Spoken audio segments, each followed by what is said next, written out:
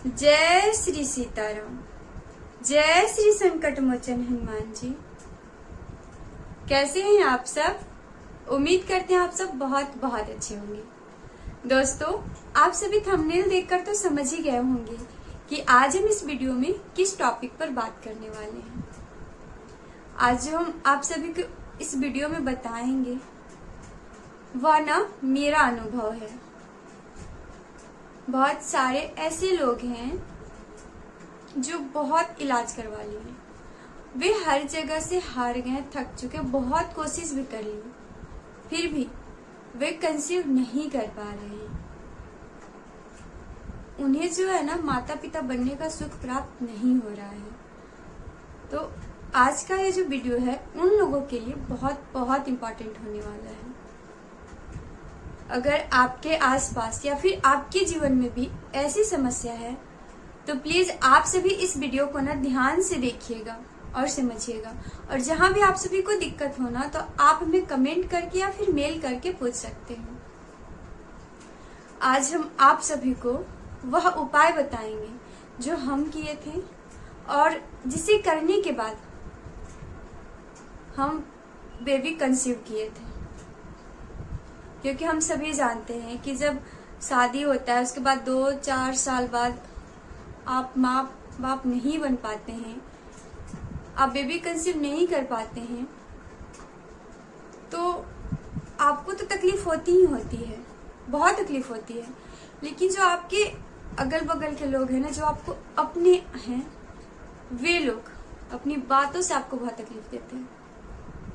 ये सब चीज पर्सनली हम झेले हुए हैं, बहुत बहुत तकलीफ होता है। तो मेरे साथ भी ऐसा हो रहा था। जब मेरी शादी हुई थी तो उसके 5 साल तक हम बेबी कंसीव नहीं कर पा रहे थे। एक बार किए थे तो फिर मेरा मिसकैरेज हो गया था। तो हम बहुत परेशान थे, बहुत। हम प्रभु की भक्ति भी करते थे, हनुमान चालीसा का पाठ भी करते थे और हमको उन पे भरोसा था कि उनके घर में देर है अंधेर नहीं। और जब हम इस उपाय को किए तो इस उपाय को जब हम किए थे ना उसके कुछ महीने बाद ही हम कंसीव किए थे। और फिर दिसंबर 2023 में मेरी बेटी का जन्म हुआ था। आपको इस उपाय के साथ साथ दवाइयां भी प्रॉपर लेनी है और हमेशा अच्छी बातें सोचनी। थोड़ा मुश्किल होता है, समझ रहे हैं कि जब बेबी कंसीव नहीं कर पाते, जब माँ नहीं बन पाते तो बहुत तकलीफ होता है। अपने आप से भी तकलीफ होता है, बहुत दर्द होता है। पर्सनली तो बहुत दर्द होता है हस्बैंड वाइफ को, प्लस में जो लोग बोलते हैं ना उससे और भी ज्यादा तकलीफ होता है। तो थोड़ा सा सब्र रखिए, घबराइए नहीं, हिम्मत रखिए। वो जो प्रभु है ना उनके घर में देर है अंधेर नहीं। तो आप ना पूरे विश्वास के साथ इस उपाय को कीजिए। एक वक्त था जब हम भी बच्चे के लिए बहुत परेशान थे, बहुत परेशान थे, बहुत इलाज भी करवाते थे लेकिन कुछ नहीं होता था। लेकिन जब हम इस उपाय को किए और उपाय के साथ साथ हम इलाज जो चल रहा था मेरा वो चल ही रहा था और दवा भी खा रहे थे। उसके बाद इस उपाय को करने के बाद प्रभु की कृपा से मेरे तो अभी 2 बच्चे हैं और दोनों बहुत बहुत अच्छे हैं उनकी कृपा से। और सब उन्हीं की कृपा है कि आज मेरे जीवन में सब कुछ अच्छा है और फिर आप लोग जैसे अच्छे अच्छे सपोर्टर हैं मेरे साथ। तो आइए अब हम इस उपाय को जान लेते हैं। तो सबसे पहले सुबह ब्रह्म मुहूर्त में उठ जाना है। उठने के बाद नहा धोकर साफ सुथरा कपड़ा पहन लेना है। उसके बाद 1 लोटे में गंगा जल डालकर, थोड़े से गंगा जल डाल देंगे। उसके बाद भगवान सूर्य को जल चढ़ाना है। ठीक है, जब आप भगवान सूर्य को जल चढ़ा लेंगे उसके बाद वही लोटे में फिर से पानी लेंगे और फिर से उसमें गंगा जल डालकर माता तुलसी को जल अर्पित करेंगे। जब उन्हें आप जल अर्पित कर लेंगे तो याद रखिएगा, जल अर्पित करने से पहले जब आप तुलसी माता के पास जाएंगे तो पहले ऐसे 3 बार ताली बजाएंगे। ऐसे जब आप ऐसे ताली बजा लेंगे उसके बाद ना माता तुलसी को जल अर्पित कीजिएगा। जब आप माता तुलसी को जल अर्पित कर लेंगे उसके बाद आप वहीं पर बैठ जाइएगा। बैठने के बाद आप ऐसे अपना दुपट्टा या आंचल फैलाइएगा, ऐसे करके। ठीक है, उसके बाद आप माता तुलसी को बोलिएगा कि हे माँ, मैं बेबी कंसीव करने के लिए, मैं संतान सुख प्राप्ति करने के लिए आपके पत्ते औषधि के रूप में आपसे मांग रही हूँ। आप हमें अपने पत्ते आशीर्वाद के रूप में दीजिए और हमें आशीर्वाद दीजिए कि आपके इस पत्ते को खाने से मैं बेबी कंसीव कर सकूं, मुझे संतान सुख की प्राप्ति हो। ऐसा बोलकर उनके जो पत्ते हैं आपको तोड़ लेने हैं।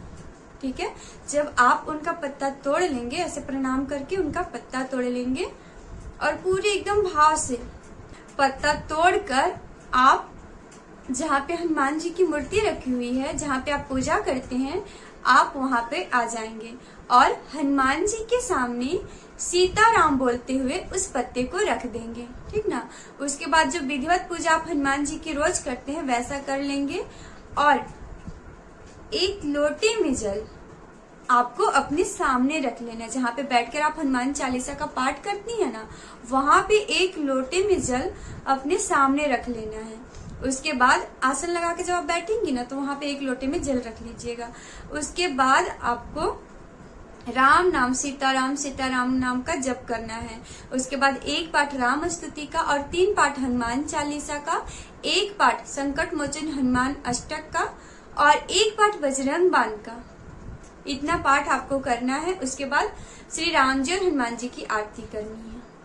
और जब आपका पाठ खत्म हो जाएगा, उसके बाद आप जब आपका दिया जो जलाएंगी ना, वो जब बुझ जाएगा, उसके बाद वो जल को उठा लेना है और उस तुलसी पत्र को भी उठा लेना है।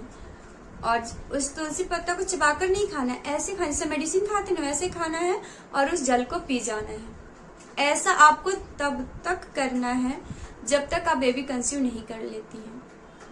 और ध्यान रखिएगा आप सभी कि जब आप इस उपाय को करेंगे तब तक, जब तक आप बेबी कंसीव नहीं कर लेती हैं, जब तक आप इस उपाय को करेंगे तब तक आपको नॉनवेज बिल्कुल भी नहीं करना है।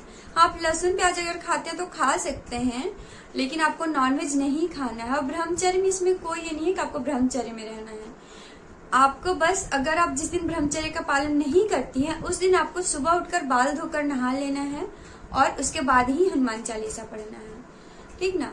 और अगर आप लहसुन प्याज खाती हैं तो आप जब हनुमान चालीसा पढ़ने जाएंगे सुबह ब्रह्म मुहूर्त में, उससे पहले आपको बाल पर से नहा लेना है। अगर आप शैम्पू नहीं रोज कर सकती हैं तो आप सिर्फ बाल पर से ऐसे पानी से नहा लीजिएगा, उसके बाद ही हनुमान चालीसा कीजिएगा। और जिस दिन ब्रह्मचर्य में नहीं रहेंगी, उस दिन सुबह उठकर आपको शैम्पू से बाल धोना है, उसके बाद ही हनुमान चालीसा का पाठ करना है। ऐसा आपको लगातार करते जाना है। आप देखिएगा आप बहुत जल्द कंसीव कर लेंगी। आप जब हनुमान जी की पूजा करेंगी बेबी कंसीव के लिए, तो ध्यान रखिएगा कि आपको इस पूजा में तिल के तेल का दिया जलाना है।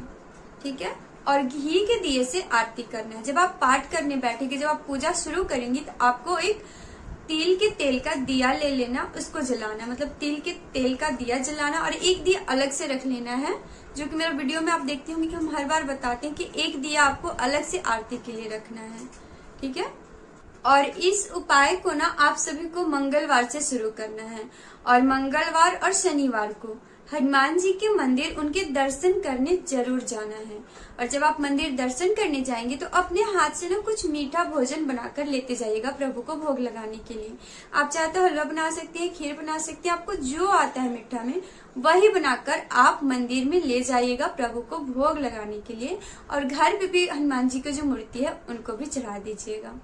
एक बात और, जिस दिन से आप इस उपाय को करेंगी ना, उस दिन आप पहले ही दिन आपको प्रभु के सामने, जब आप उनका विधिवत पूजा कर लेंगी और पाठ करने के लिए बैठेंगी, तब आप उनको हाथ जोड़कर उनसे, और पहले तो बप्पा से प्रार्थना कीजिएगा कि बप्पा, मैं संतान सुख के प्राप्ति के लिए आज से हनुमान जी का यह उपाय करने जा रही हूँ। आप हमें आशीर्वाद दे कि मैं पूरे भक्ति भाव से और पूरे विधि विधान के साथ इस उपाय को कर सकूं।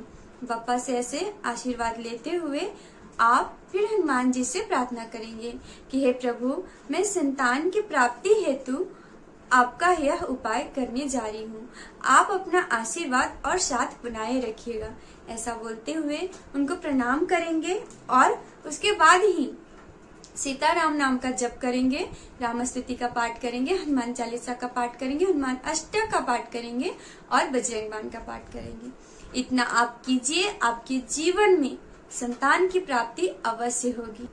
पूरे विश्वास के साथ और थोड़े सब्र के साथ इस उपाय को कीजिए और हमेशा अच्छी अच्छी बातें सोचिए, कभी निगेटिव नहीं सोचना है, अच्छी अच्छी बातें सोचिए, सब अच्छा अच्छा होगा। तो आज का वीडियो यहीं तक, जल्द ही मिलते हैं एक और नए वीडियो के साथ। तब तक के लिए आप सभी हमारे साथ बोले सियावर रामचंद्र की जय, पवन सुत हनुमान की जय, उमापति महादेव की जय।